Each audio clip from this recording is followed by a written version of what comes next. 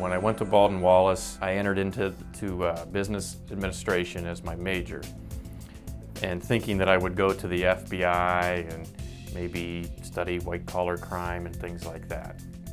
And while at school, I met a friend named Steve Petit, and he was a basketball player. And through the basketball coach, Steve was able to land a summer job working in a warehouse at Philpott Rubber. And then after he graduated, he was offered a job as an inside salesperson. And when he was offered a job, the president of the company at the time came to him and said, "Do you know any other Baldwin Wallace grads that might be a good fit for Philpott?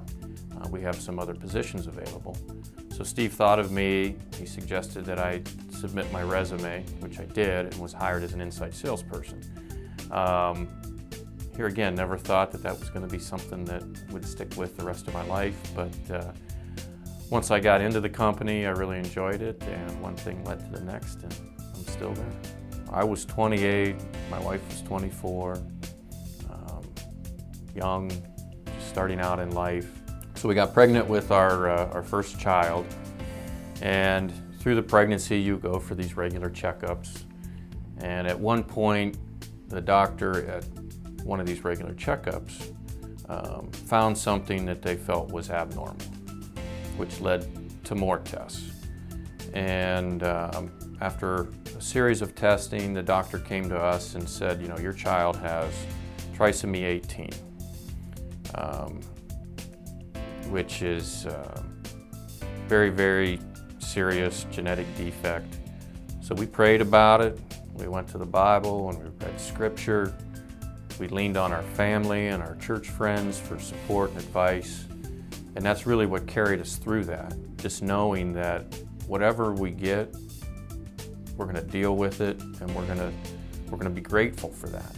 A miracle happened because our son was born. He's 15 years old. There's absolutely nothing wrong with him. He's, you know, perfect. No problems, no defects, and he's just a great young man. And we're very proud of him. I guess the thing that brings me peace of mind or comfort is just knowing no matter what happens, you know, no matter what I do, good, bad, what decision I make, whether it's the right decision or the wrong decision, you know, that God is always going to love me. He's always going to forgive me. And I think I can say the same for my wife and my kids, that they're always going to be there for me and help me through rough times.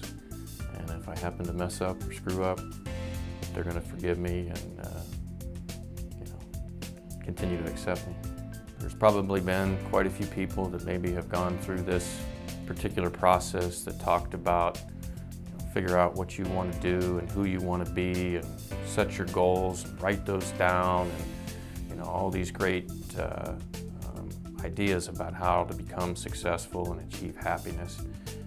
And those are important. You know, you should have personal goals, and you should write them down, and you should strive to achieve them.